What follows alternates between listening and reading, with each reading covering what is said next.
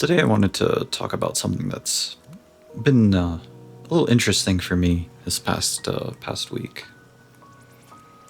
Something I noticed about myself and how I feel now versus how I was literally 2, 3, 4 weeks ago. Challenges should excite you. Challenges should excite you. And it's weird that we live in a world where they don't. In fact, I don't know if you felt this, but every time someone tells me I have something to do, I feel like a sense of dread, a little bit of a tightening in my chest and a sense of dread, like, oh fuck, I have to do this.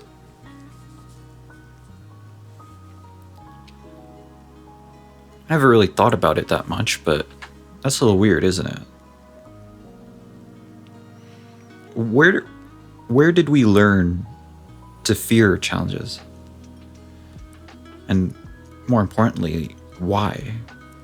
Why is there this inherent resistance to doing anything that's harder than opening up your phone and looking at TikTok?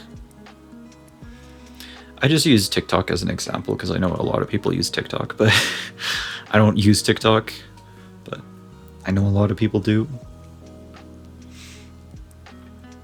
But I use YouTube, so that's like equivalent, pretty much. Like something that was really bad I used to do is whenever I had nothing to do or I was avoiding a task, I would open up a tab on YouTube, go to the home page and just browse the videos that showed up there. The funny thing is, I wouldn't even scroll because I realized YouTube shows you like the top videos it thinks you'll like in those first like 9 or 12 videos on your homepage. So literally what I would do is I'd sit there, add a video to the queue, and refresh the page, and then keep adding videos to the queue.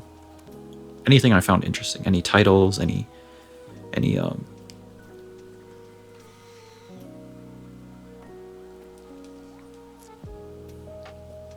titles, any thumbnails I found interesting, add it to the queue. And you do that enough times, that's like 5 to 10 videos every time I get distracted. 5 to 10 videos, that's, let's say, like 3 minutes per video on average. That's like 30 minutes. A 30-minute distraction. All because I didn't want to do this thing, whatever it was. Challenges don't excite me. They make me feel dread. They make me feel like I don't want to do this. They make me want to run away, basically, and bury my head in the sand. My head in the sand of YouTube, where everything's easy, everything's cheap, and I don't have to think about it too much. Why is there this dread every time we get a new project at school? Every time our parents tell us to do something really, admittedly, very simple. Has your mother or father ever asked you, hey, can you pick this up from the top shelf? Just come down to the kitchen and pick this up from the top shelf and put it down, and then you can go back to doing whatever you were doing. How long does that really take? Like 5 minutes? And yet when that request comes in, when you get that text from your mother, it's almost like a stab in the heart. Or like someone's told you that your friend is dying. Maybe a bit of an exaggeration, but I hope you get my point. Why does it feel like that? That's like a 5-minute task. You remember when you were 15 and you would game... Oh shit, I bumped my mic. Sorry if that was loud. Remember when you were 15 and your mom called you to have dinner? And for some reason, rather than eat food, rather than eat food, you just wanted to sit there and keep gaming, keep playing the games.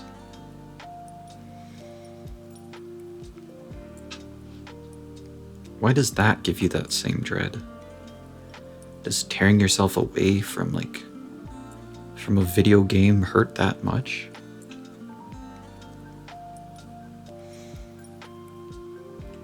It's something I was thinking about. Like, when I was 15, I wanted to game. I wanted to game all, as much as possible. Anything that took me away from that game, I didn't want to do. Anything that took me away from that plan of when I get home, I want to game till I go to sleep. Anything filled me with that same dread, that feeling of dread. Could be school, could be filling out forms. Forms are really easy. The only problem with forms is that you have to read and understand what the hell you're signing, but I digress. Even just going out and hanging with your friends. I didn't want to do that. That filled me with dread. I would rather sit here and play games. And that's interesting, isn't it? Because I guarantee you would have a lot more fun going out with your friends, doing dumb shit, than you would sitting at home and playing games. But in some weird world, that game is more appealing than hanging out with your friends, the people you like, the people you talk to every day.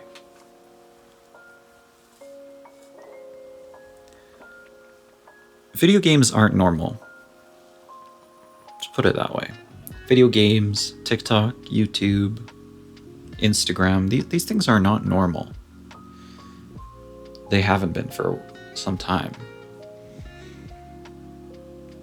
100 years ago, what did kids do? 100 years ago, kids our age,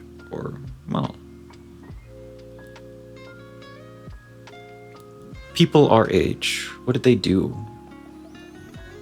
Kids, teenagers, what did they do? And if you think about it, people back then, right? They played soccer with their friends outside. They became shoe shines. They shined people's shoes for 5 cents an hour. And that's what they did all day. To help out their dad and help out their mom with the finances.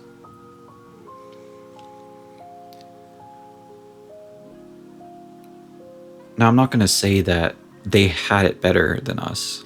I mean, we clearly have better lives than those kids of 100 years ago. Much more rich, better food. There's no poisoning in our food, as far as we know. Our water systems are really clean. But there's something to be said about that. That nowadays we chronically spend our lives online. Chronically online. We're all chronically online. Tech has progressed so far. It has improved our lives. It has made everything better. But there are downsides to that, and we have to learn how to deal with those, unfortunately. And you see all these people with the whole dopamine detox, intermittent technology fasting, saying no to games, saying no to porn, saying no to all of that shit.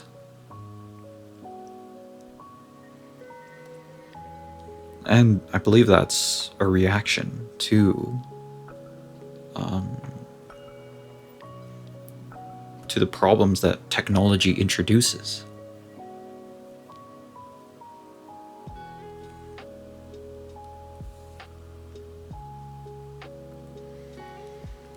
I think chronic loneliness, this loneliness epidemic that we live in, the figures are not great, people. The figures are not great.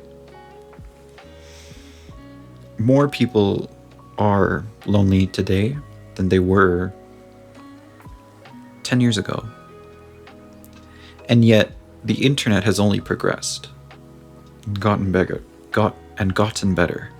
The irony of the internet is that something that was meant to connect us more has made us more lonely and feel less connected. There's some great irony in that. It's very interesting.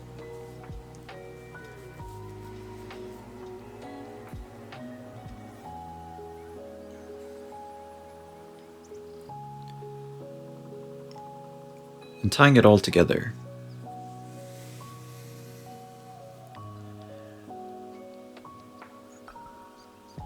these last 2 weeks I've started to actually feel motivated. Seeing people win, seeing people work, has made me feel like, oh, I should be like that too. Shouldn't I? It has made me feel like, damn, I'm slacking. I should be as motivated as this guy that I'm watching. As this guy that's working on stuff. Doing stuff on top of his school, outside of school.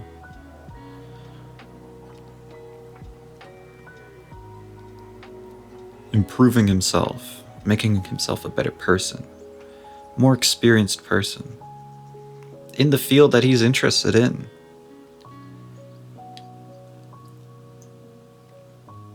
I think a lot of people would benefit if they really critically looked at themselves and they thought about how gaming is really not related to your field at all. The field you actually want to go into. Gaming, YouTube, Instagram, you're not being shown posts related to topics you're interested in, are you? If you are, congratulations.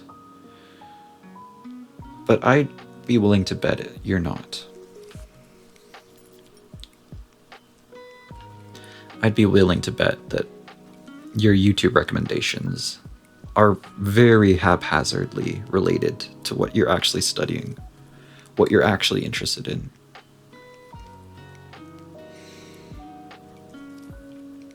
I think the genius of technology and also the curse of technology is that it's convinced us to spend our time on stuff that we don't really care about.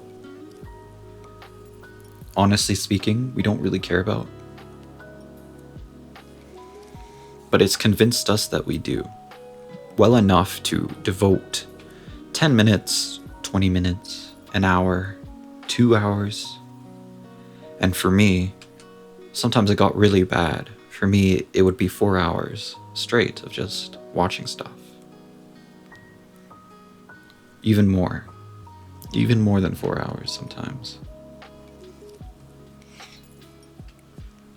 Technology has convinced us that we need it more than we actually do.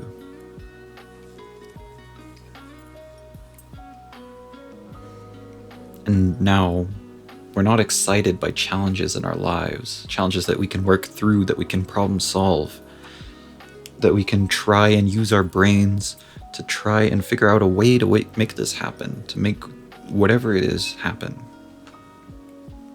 Make it work.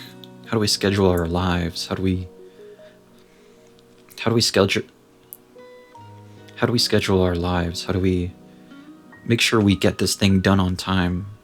That's what they had to worry about 100 years ago. How do I do this better than I was doing it? How do I do this better than I was doing? How do I improve the efficiency of what I'm doing? How do I make this process better, easier, gooder? Gooder is not a word, but you get the point.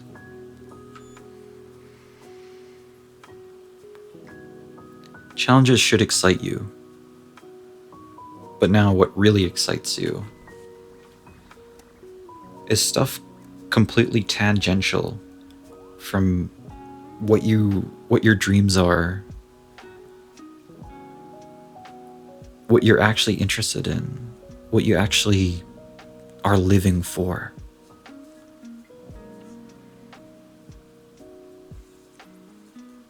Funny how that works, isn't it?